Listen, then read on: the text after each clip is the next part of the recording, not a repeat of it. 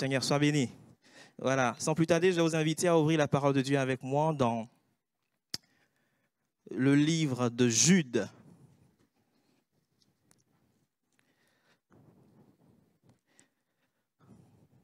Jude, le chapitre 1. Il n'y a qu'un seul chapitre. Hein, non.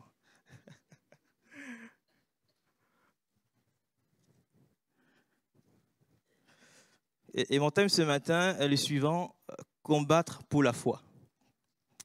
Combattre pour la foi. Jude chapitre 1, on aurait pu lire l'ensemble du chapitre. Mais pour gagner du temps, on lira les 4 premiers versets et au fur et à mesure, je donnerai d'autres versets. Jude, verset 1 au verset 4. Jude, serviteur de Jésus-Christ et frère de Jacques, à ceux qui ont été appelés et qui sont aimés en Dieu le Père et gardés pour Jésus-Christ, que la miséricorde, la paix et la charité vous soient multipliées. Bien-aimés, comme je désirais vivement vous écrire au sujet de notre salut commun, je me suis senti obligé de le faire afin de vous exhorter à combattre pour la foi qui a été transmise au sein une fois pour toutes. Car il s'est glissé parmi vous certains hommes dont la condamnation a été écrite depuis longtemps, des impies qui changent la grâce de notre Dieu en dissolution et qui réunissent notre seul Maître et Seigneur, Jésus-Christ. Voilà, comme cela est indiqué, Jude est l'auteur de cette épître qui porte son nom. Et dès le premier verset, il se présente comme étant le frère de Jacques, qui lui est aussi l'auteur d'une épître qui porte son nom, l'épître de Jacques. Et Jacques, qui est probablement également l'un des frères du Seigneur Jésus, ce qui fait de Jude lui-même aussi l'un des frères de Jésus. Et tout porte à croire qu'à l'origine, Jude souhaitait écrire une lettre au sujet de notre salut commun. Il avait un autre en tête, je dirais un autre projet littéraire au sujet de notre salut commun. Et c'est ce thème-là qui était envisagé au départ. Mais Jude semble avoir changé d'avis parce que les nécessités du moment l'ont contraint à changer de thème, à changer de sujet. Et Jude a jugé qu'il était plus urgent d'écrire à ses frères pour les exhorter à combattre pour la foi qui a été transmise au sein une fois pour toutes. Et l'idée d'un combat, je ne sais pas si vous serez d'accord avec moi ou pas, mais l'idée d'un combat suggère l'idée de l'existence d'un danger, de l'existence d'une menace potentielle. Autrement dit, l'expression « combattre pour la foi » suppose que cette foi était attaquée, que cette foi était menacée par un danger. Et on pourrait se demander quelle était la nature de ce danger qui menaçait la foi des lecteurs de Jude. Ce danger, ce sont des enseignements de mensonges émanant de faux docteurs qui se sont infiltrés dans l'Église, qui se sont glissés parmi les chrétiens à qui Jude destine sa lettre. Bien-aimés, je crois que bien souvent, nous pensons que la menace vient ou viendra essentiellement de l'extérieur. La menace peut venir aussi de l'intérieur. Le verset 4 nous le dit, « Il s'est glissé parmi vous certains hommes, des gens se sont infiltrés parmi vous. » C'est pourquoi dans cette lettre, Jude ne fait pas qu'exhorter ses lecteurs à combattre pour la foi. Il ne fait pas que dire aux gens, écoutez, votre foi elle est menacée, allez, levez-vous, bougez-vous, etc. et combattez pour votre foi. Non, il va aussi proposer une démarche à suivre. Il va aussi donner des conseils concrets, des conseils pratiques pour pouvoir combattre efficacement. Et on pourrait scinder la démarche qui est proposée par Jude en plusieurs aspects. Et ce matin, nous allons examiner un seul aspect de la démarche proposée par Jude, un aspect sur lequel Jude semble s'étaler assez longuement dans cette épître, et on abordera d'autres aspects les prochaines fois, Dieu voulant.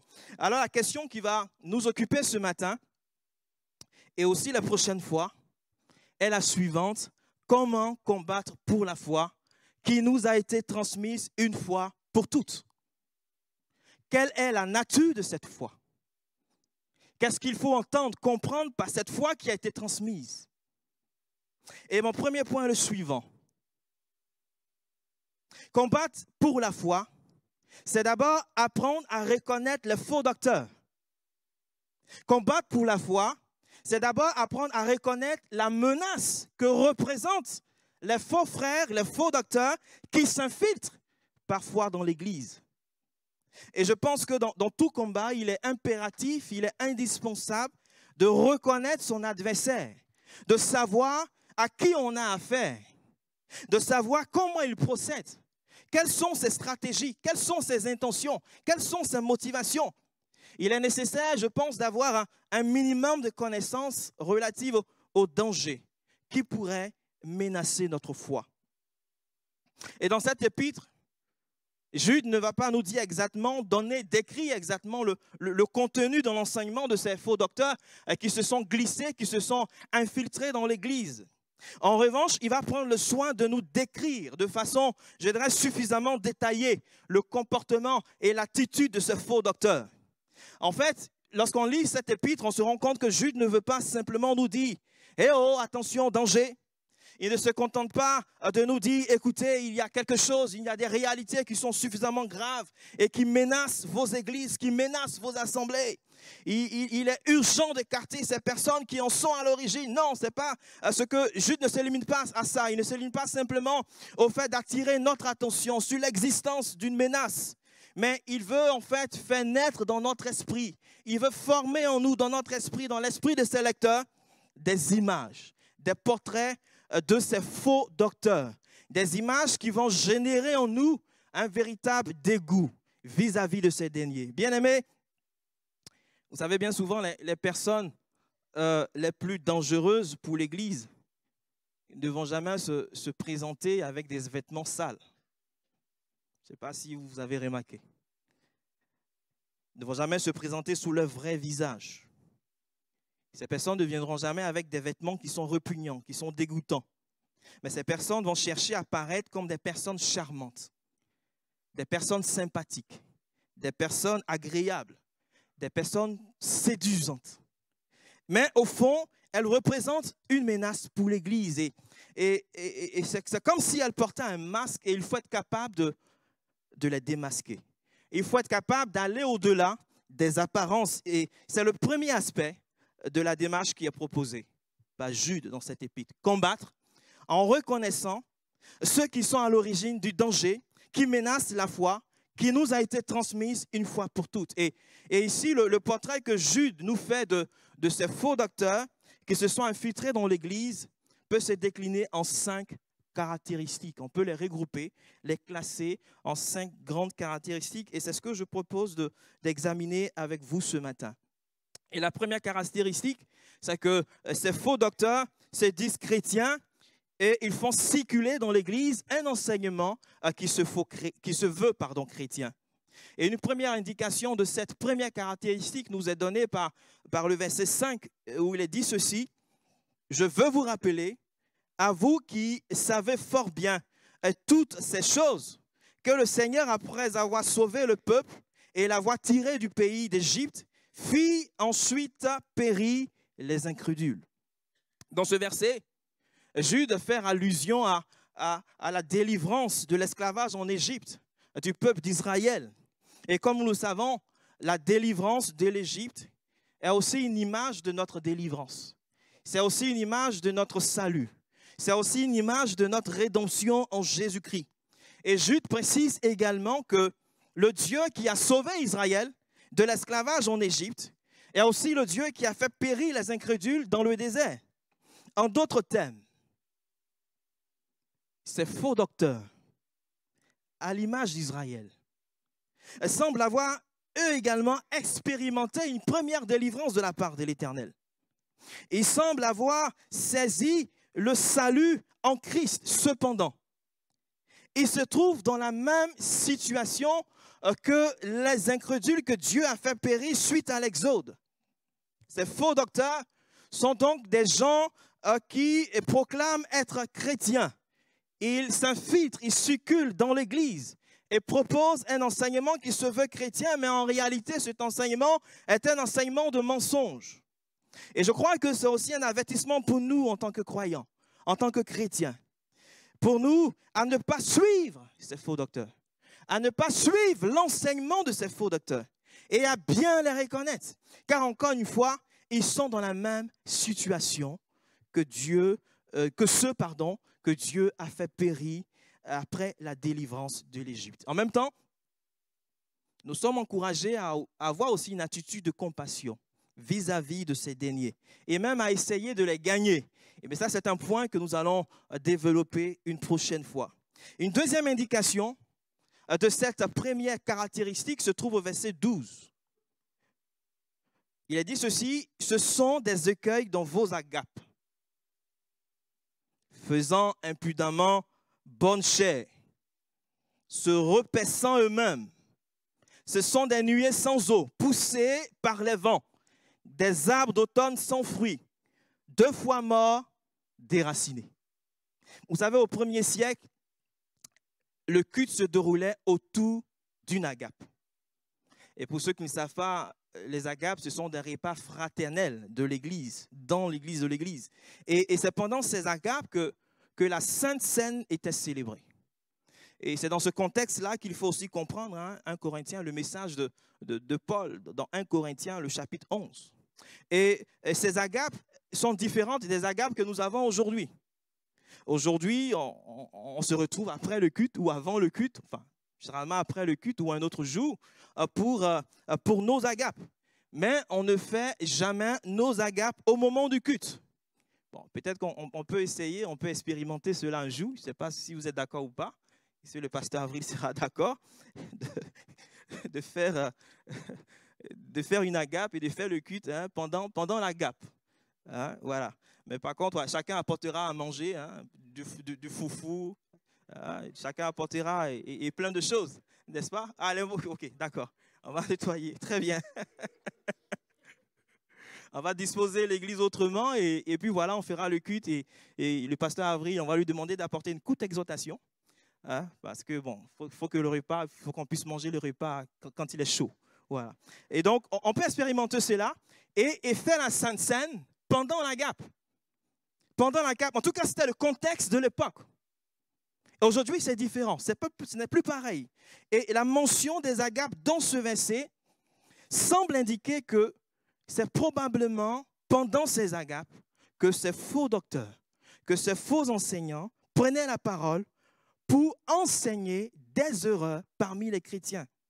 Ce sont des gens qui s'infiltrent parmi les chrétiens avec un enseignement qui se veut chrétien. Et je voudrais aussi attirer votre attention sur une autre expression que Jude va utiliser dans ce verset. Il va dire « ils se repaissent eux-mêmes ». Ils se repaissent eux-mêmes, se repaître, se repaître. Dans le Nouveau Testament, le verbe se repaître est presque tout le temps en lien avec la notion d'être berger. Et cette notion d'être berger peut avoir 2 nuances de sens. Premièrement, cette notion d'être berger peut signifier que ces faux docteurs, au lieu de se soumettre au pasteur de l'Église, au lieu de se soumettre à l'autorité que Dieu a établie dans l'Église, ils disent non, non, pas question. Je n'ai pas moins besoin de me soumettre à l'autorité pastorale. Je suis moi-même mon propre berger. Je me repaisse moi-même. Je suis moi-même mon propre pasteur. Et ce sont des gens qui refusent de se soumettre à l'autorité de l'Église. Et deuxième nuance de sens de cette notion d'être berger, qui pourrait signifier que tout en prétendant être pasteur de l'Église, ces faux docteurs ne s'occupent que d'eux-mêmes. Ils se repaissent eux-mêmes. Ils se paissent eux-mêmes. Et vous avez un texte dans Ézéchiel, le chapitre 34, le verset 2, qui dit ceci. « Malheur aux pasteurs d'Israël qui se paissent eux-mêmes. Les pasteurs ne devraient-ils pas paître le troupeau ?» Vous savez, le véritable berger s'occupe de ses brebis. Il nourrit ses brebis avec de la bonne nourriture. Il soigne ses brebis lorsqu'elles sont malades, lorsqu'elles ne vont pas bien, lorsqu'elles sont blessées. Il les protège lorsqu'un danger les menace. Il prend soin de ses brebis et il visite ses brebis. Et parfois, le véritable berger va le faire au détriment de son propre bien-être, au détriment de sa propre famille, au détriment de ses propres besoins. et même de sa propre santé. Il est préoccupé par la bonne santé du troupeau que Dieu lui a confié. Malheureusement, souvent, certaines brebis estiment que l'herbe que leur berger leur donne à manger n'est pas suffisamment verte. Elles estiment que l'eau que leur berger leur donne à boire n'est pas une eau de bonne qualité. Donc elles décident d'aller voir ailleurs, où elles pensent que l'herbe est plus faite. Et les gens prétendent aller parfois auprès de certains bergers, mais qui en réalité, comme dit le Seigneur Jésus, qui sont des mercenaires. Ces hommes n'ont pas le souci des âmes. Ils se repaissent eux-mêmes. Et lorsque la brebis est confrontée à des problèmes, à des difficultés, ce prétendu berger va disparaître du paysage. On ne le voit plus. Et parfois, ces brebis vont essayer de se retourner auprès d'un véritable berger. Et d'autres vont s'égarer simplement dans la nature. Et peut-être que vous avez entrepris, pour quelques-uns, je ne sais pas, pour ceux qui sont là ce matin ou ceux qui vont nous suivre, entrepris de suivre quelqu'un qui se disait berger, qui se prétendait berger, et vous avez été grandement déçus. Et peut-être que vous êtes sans doute dans une attitude de méfiance vis-à-vis de l'Église, vis-à-vis des pasteurs. Aujourd'hui, vous savez, lorsque vous dites à quelqu'un « je suis pasteur », la personne se méfie tout de suite parce qu'elle a vécu une mauvaise expérience avec quelqu'un qui revendiquait ce titre de pasteur, avec des personnes qui revendiquaient ce titre de berger. Et beaucoup aujourd'hui sont dans une attitude de méfiance. Ce matin, je veux simplement t'encourager, mon frère, ma soeur, si c'est ton cas, à ne pas rester dans cette attitude de déception, de méfiance, de découragement. Je veux simplement t'encourager ce matin à t'approcher de Jésus. C'est Jésus qui est le bon berger qui a donné sa vie pour ses brebis. Et les hommes peuvent te décevoir, mais Jésus ne va jamais te décevoir. C'est pourquoi ce matin, approche-toi de Jésus. Et Jésus a aussi établi, je dirais, ce qu'on pourrait appeler des assistants bergers. C'est lui qui est le grand berger. Mais il a aussi établi des assistants bergers, de véritables pasteurs, non des mercenaires, dont la responsabilité est de paître son troupeau. Faisons confiance au Seigneur Jésus. Deuxième caractéristique, ces faux docteurs ont un problème de comportement. Le verset 4, on l'avait déjà lu, il s'est glissé parmi vous certains hommes dont la condamnation a été écrite depuis longtemps. Des impies qui changent la grâce de Dieu en dissolution et qui réunissent notre seul Maître et Seigneur, Jésus-Christ. Donc, dans ce verset, comme on venait de le dire, Jude indique que ces faux docteurs changent la grâce de Dieu en dissolution. Et il réunit le seul Maître et Seigneur, Jésus-Christ. Les versets 6 et 7 également mettent en évidence des problèmes de comportement de ces faux docteurs. Et le terme grec pour le mot dissolution renvoie à des mœurs licencieuses, au dérèglement, à la débauche, à la sensualité. C'est un terme qui se réfère notamment à un comportement sexuel qui est sans aucune retenue, qui est sans honte, qui est sans aucun sens de conscience. Et ce qu'on peut remarquer, c'est que, et c'est ce que lui, il dit ici également, Jude, c'est que ces hommes ont reçu quelque chose de la grâce de Dieu. Mais quand ils ont reçu, ils l'ont transformé. Ils ont pris le message de la grâce et ils l'ont transformé. Ils l'ont interprété comme une licence, comme une permission de pécher. Ils pensaient que la grâce de Dieu, qui leur a été donnée, qui a été manifestée à leur endroit, leur conférait le droit de pécher parce que Dieu est un Dieu de grâce. Vous savez, souvent, on cite et on sort du contexte ce verset qui dit là où le péché abonde, la grâce de Dieu surabonde. Donc, je vais pécher parce que tout compte fait, Dieu est un Dieu de grâce. Mais souvent, les gens ne lisent pas la suite de ce verset. Parce que Paul va dire encore, mais quoi donc? Pécherions-nous? Parce que nous sommes non sous la loi, mais sous la grâce. Et c'est une question qu'il pose. Et il va répondre en disant, loin de là. Loin de là. Et on sort le verset de ce contexte pour justifier souvent nos mauvaises actions. Paul a été confronté au même problème avec l'église de Corinthe, où certains avaient un slogan. Et il disait à chaque fois, il disait dans l'église, tout m'est permis. Quand on vient leur parler, mon frère, attention, ça, ah non, tout m'est permis. Tout m'est permis. Ces derniers, pour eux, la liberté en Christ était synonyme de péché. Il y a aussi l'exemple des églises de l'Asie mineure, dans Apocalypse 2, versets 20 à 24. Bien-aimés, la grâce de Dieu n'est pas une occasion de licence. La grâce de Dieu ne conduit pas à une vie de péché. La grâce de Dieu ne veut pas dire que nous sommes libres de vivre comme bon nous semble, de pécher davantage afin que la grâce de Dieu abonde dans notre vie. Non, ce n'est pas ça la grâce de Dieu. Paul dira également, tout m'est permis, mais tout n'est pas utile. Tout n'est pas avantageux pour moi. Tout m'est permis, mais tout n'édifie pas. Tout m'est permis, mais je ne me laisserai pas servir par quoi que ce soit. Tout m'est permis, mais désormais mon corps est le temple du Saint-Esprit. Mon corps est désormais l'habitation de Dieu en esprit. Tout m'est permis, mais désormais j'appartiens à Jésus-Christ. Et je ne ferai pas n'importe quoi avec mon corps.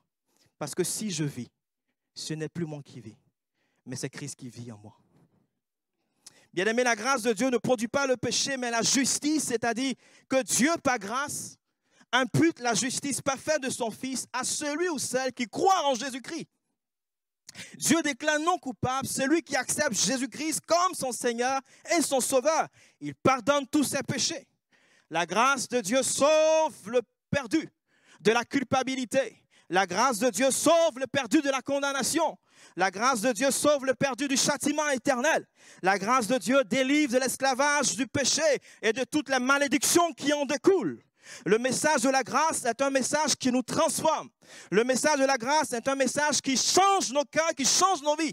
C'est un message dans lequel le Seigneur dit, celui qui me reçoit dans sa vie n'est plus sous la condamnation. Parce que Dieu a condamné le péché dans la personne de Jésus, lorsque Jésus a offert sa vie sur le bois de la croix en sacrifice.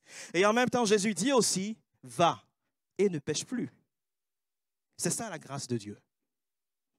La manifestation de la faveur imméritée de Dieu envers des hommes coupables. Que les faux docteurs changent, transforment en dérèglement. Le verset 8 nous dit que ces hommes-là, également, ils souillent la chair. Et par la conduite immorale, ils réunissent le seul Maître et Seigneur, Jésus-Christ. Ils prouvent qu'ils ne reconnaissent pas Jésus-Christ comme leur Seigneur, comme le Kyrios, le maître incontesté de leur vie. Je ne sais pas pour vous, mais le seul Seigneur et le seul Sauveur que j'ai s'appelle Jésus-Christ. Je crois que le Seigneur Jésus-Christ veut exercer sa seigneurie dans nos cœurs, dans nos vies. Et c'est vrai que souvent, on est plus focalisé sur, oui, Jésus, il est mon Sauveur, mais il est aussi mon Seigneur. Mon Seigneur et mon Sauveur. Et il ne veut pas juste exercer sa seigneurie dans un domaine de ma vie. Il veut exercer, il veut être Seigneur dans ma vie, dans tous les domaines, dans tous les aspects de ma vie. Parce que souvent, on peut avoir tendance à définir des compartiments, des zones, un peu comme si je suis dans ma maison avec plusieurs pièces, 3 pièces. Jésus, tu es Seigneur dans cette pièce, dans cette pièce, dans cette pièce, mais ici, non. Dans cette pièce, c'est moi le Seigneur. Non.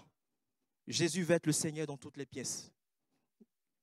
Il veut être le Seigneur dans tous les domaines de ma vie. Et mon attitude doit prouver qu'il est véritablement le Maître et le Seigneur de ma vie. Troisième caractéristique. Ces faux docteurs ont une démarche motivée par l'argent. Une démarche motivée par l'argent. Le verset 11 dit ceci, « Malheur à eux, car ils ont suivi la voie de Caïn. Ils se sont jetés pour un salaire dans le garement de Balaam. Ils se sont perdus par la révolte de Corée. » Donc ici, assez rapidement, Jude va présenter 3 points, 3 éléments. Et tout d'abord, il dit que ces faux docteurs ont suivi le chemin des Caïns. Ensuite, ils se sont laissés entraîner pour un salaire dans le garement de Balaam. Enfin, ils se sont perdus par la révolte de Corée. Donc le temps, malheureusement, ne nous permet pas de voir en détail tous ces points. Je vais m'intéresser uniquement au second aspect, au second point. Vous savez, qui est l'égarement de Balaam pour un salaire. L'égarement de Balaam pour un salaire. Dans l'Ancien Testament, Balaam est celui qui, motivé par la part du gain, a induit Israël dans la débauche. Nombre chapitre 25. Et c'est notamment Balak, roi de Moab, qui a soudoyé Balaam pour qu'il incite les filles de Moab à se rendre dans le camp d'Israël pour séduire les Israélites. Autrement dit, ces faux docteurs, ces faux enseignants se distinguent par un enseignement qui égare, par un enseignement qui trompe. Et ils le font dans le but de réaliser un bénéfice financier. C'est un peu comme des chefs d'entreprise qui veulent maximiser leur profit. Et donc, ils le font pour la part du gain. Ils prêchent dans le but de s'enrichir.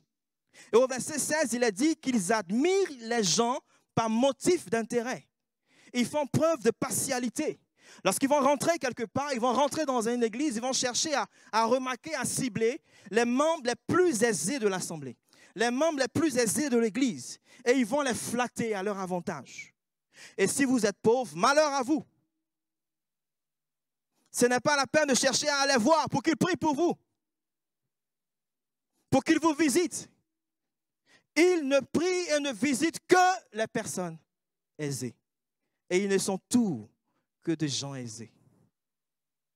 Parfois même pour eux, la pauvreté, c'est une malédiction. Et même un péché. Et parfois, ils vont aller jusqu'à même adapter leur prédication pour dire aux gens ce qu'ils ont envie d'entendre. Il y a des mots qui gênent aujourd'hui dans des prédications. On va peut-être parler de péché, remplacé par d'autres expressions comme faute. Et on peut multiplier les exemples. Et au lieu d'enseigner une saine doctrine, ces faux docteurs vont donner un enseignement qui est falsifié. Un enseignement qui est dilué dans le but de se rendre acceptable auprès des gens dont ils dépendent pour leur bien-être matériel financier. Et de nos jours, et je pense que j'en avais déjà parlé une fois, beaucoup de prédicateurs prêchent un évangile qui est essentiellement anthropocentrique. C'est-à-dire un évangile qui est centré sur l'homme, avec le développement personnel, avec la pensée positive, l'évangile de la prospérité, un évangile que les gens ont envie d'entendre. L'attention est détournée de Dieu et elle est désormais portée sur l'homme. Beaucoup ne prêchent plus un évangile qui est théocentrique, c'est-à-dire un évangile qui est centré sur Dieu, ou christocentrique, un évangile qui est centré sur la personne de Christ et sur l'œuvre que Christ a accomplie pour nous. Et ces gens le font parce que c'est rentable de prêcher un évangile qui est anthropocentrique. Ça fait rentrer de l'argent. On maximise notre gain, on maximise notre profit. Et ils le font pour la part du gain. Ils s'abandonnent ainsi à l'égarement de Balaam. Quatrième caractéristique, le temps avance. Ces faux docteurs se montrent aussi arrogants. Je vais passer rapidement là-dessus. Vous voyez cela dans les versets, du verset 8 au verset 10. Bon, je vais le lire rapidement. Malgré cela, ces hommes aussi, entraînés par leur rêverie, souillent pareillement leur chair, méprisent l'autorité et injurient la gloire. Or, l'archange Michel, lorsqu'il contestait avec le diable et lui disputait le corps de Moïse, n'osa pas porter contre lui un jugement injurieux. Mais il dit que le Seigneur te réprime.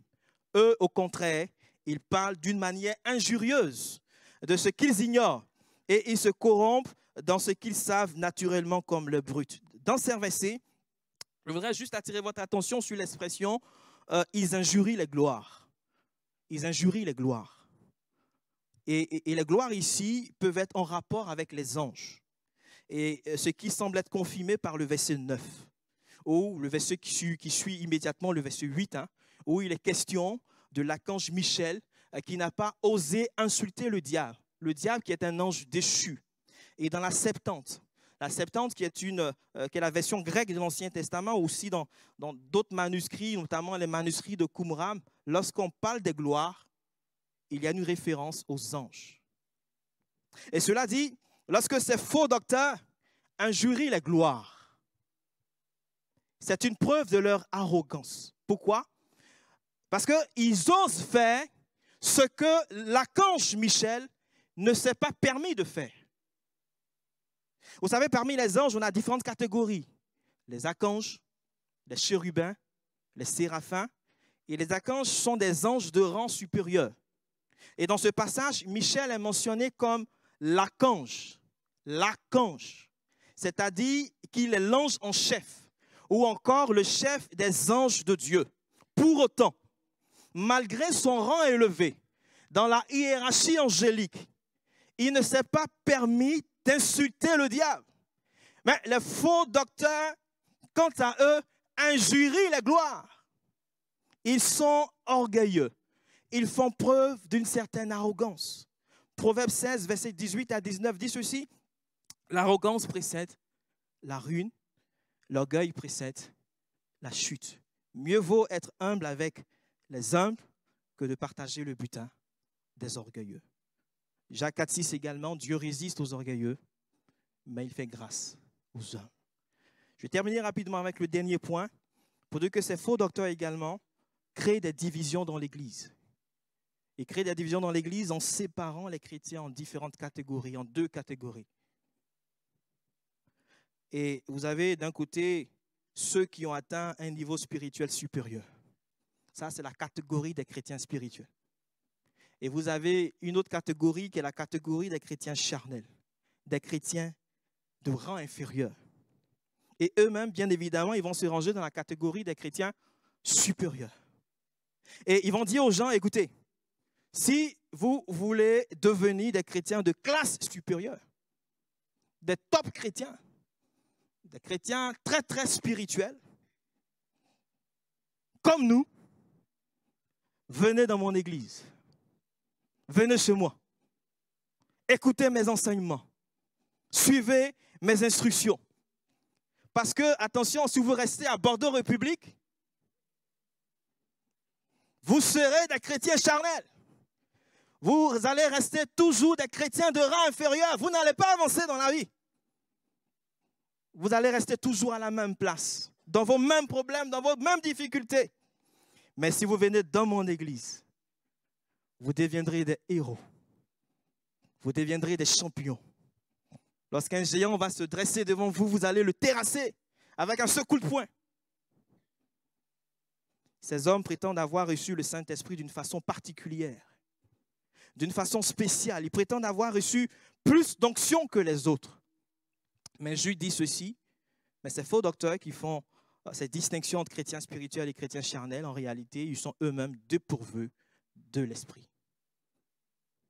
Ces hommes utilisent également des méthodes pour établir des distinctions entre chrétiens spirituels et chrétiens charnels.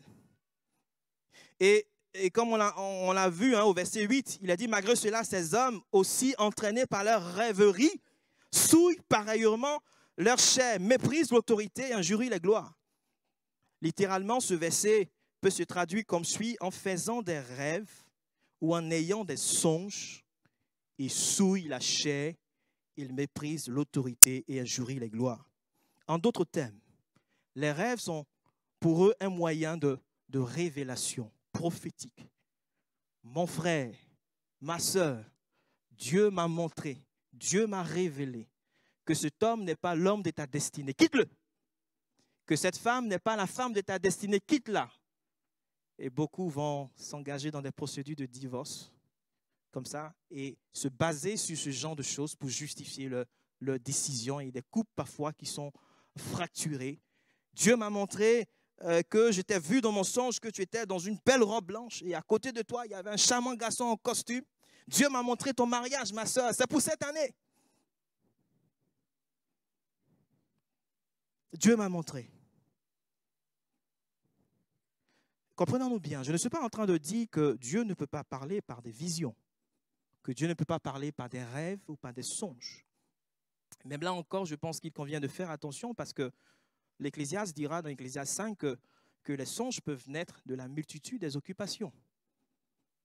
Si aujourd'hui je viens et que je vois une Ferrari passer devant l'église Bordeaux République, le soir je dors, je me vois dans une Ferrari. Est-ce que Dieu m'a parlé? Je ne sais pas. Est-ce que Dieu m'a parlé? Peut-être, hein? Vous me verrez venir à l'église avec une Ferrari. Hein? Oui, Dieu parfois peut parler de cette façon. En tout cas, moi, en ce qui me concerne, j'essaie de faire attention et d'analyser. Si je vois ou je pense que dans ce songe que j'ai eu, il y a peut-être un message, Est-ce que ce songe n'est pas en rapport avec un événement qui s'est passé bien avant, dans la semaine, dans la journée, etc. J'essaie quand même de travailler, de discerner et de voir surtout si les choses sont conformes à l'Écriture, à la parole de Dieu. La particularité ici, c'est que les rêves, les songes servent en quelque sorte de point d'appui aux faux docteurs pour justifier leurs enseignements et leur comportement. Ils prétendent avoir reçu des révélations dans des songes ou dans des visions, et c'est sur cela qu'ils vont fonder leurs enseignements et leur conduite, et non sur la parole de Dieu. Et c'est en raison de ces révélations que ces personnes se prétendent supérieures aux membres, j'ai envie de dire, normaux, aux membres lambda de l'Église. Et cet enseignement spirituel, leur enseignement spirituel permettrait à ceux qui les suivent d'accéder eux aussi à un niveau spirituel supérieur. Bien sûr, il y a ce que la Bible dit, mais il y a ce que j'ai reçu en songe. Il y a ce que Dieu m'a révélé en rêve. Il y a ce que Dieu m'a révélé en vision, qui est plus important. Et il faut accepter cela. Si tu veux accéder à un niveau supérieur dans ta vie spirituelle. Et ces révélations, au moyen des songes, des révélations, des visions, ont une autorité égale, voire supérieure à l'autorité de la Bible. La Bible seule ne fait plus autorité. Il y a la Bible, mais il y a aussi la révélation ou les révélations de ces faux docteurs. Je voudrais conclure en partageant peut-être une réflexion un peu plus personnelle. Et peut-être qu'on pourra en discuter à d'autres occasions. Je pense que de plus en plus, je ne sais pas ce que vous en direz ou ce que les pasteurs aussi présents ici vont dire, je pense que dans nos milieux évangéliques, de plus en plus, on retourne d'une certaine manière au catholicisme. Je m'explique. Dans le catholicisme, il y a deux autorités. Il y a l'Écriture et il y a la tradition. Ils vont considérer même que l'Écriture fait partie de la tradition. La tradition, c'est une tradition orale qui est fixée par le pape, par l'autorité du pape ou par des conciles. Et je pense que c'est de plus en plus pareil dans nos milieux évangéliques aujourd'hui. Il y a l'Écriture, mais il y a aussi d'autres révélations, basées peut-être sur des rêves, sur des visions, sur des songes qui font autorité et qui parfois sont contraires à l'Écriture. Et pour moi, c'est de fait un retour au catholicisme romain. Or, le mot évangélique, à la base, veut dire ceux qui ont adhéré à la réforme. Et qui parle de réforme, parle de ceux qui reconnaissent l'Écriture comme la seule autorité en matière de foi, en matière de vie. Mais de plus en plus, il y a d'autres choses qui font aussi autorité et qui sont contraires à la parole de Dieu. Et je pense que nous devons faire attention et ne pas glisser tout doucement, revenir en arrière. Et peut-être que je me suis écarté du chemin de l'autorité de la Bible. La Bible ne fait plus autorité dans ma vie en matière de foi et de vie. Elle ne fait plus autorité peut-être pour régler des situations dans mon couple. Elle ne fait plus autorité dans ma vie professionnelle ou dans plein d'aspects, domaines de ma vie. Elle ne fait plus autorité. Elle n'est plus peut-être la norme sur laquelle je cale ma vie. Je définis ma vie et peut-être qu'il serait bien que je retrouve ce matin, aujourd'hui, le chemin de l'autorité de la parole de Dieu. Que le Seigneur nous bénisse, nous allons couper nos francs et nous allons ensemble prier simplement. Seigneur, ce matin, je voudrais te rendre grâce. Et tu vois ce que nous avons simplement partagé ce matin. Oh, dans ta parole, Seigneur, tu nous invites à combattre pour la foi qui nous a été transmise une fois pour toutes. Nous te prions, Seigneur, de nous aider dans ce combat, à être capable, Seigneur, notre Dieu, de bien reconnaître, notre Dieu, ceux qui sont à l'origine de la menace qui pourrait, notre Dieu, notre Père, du danger qui pourrait menacer notre foi.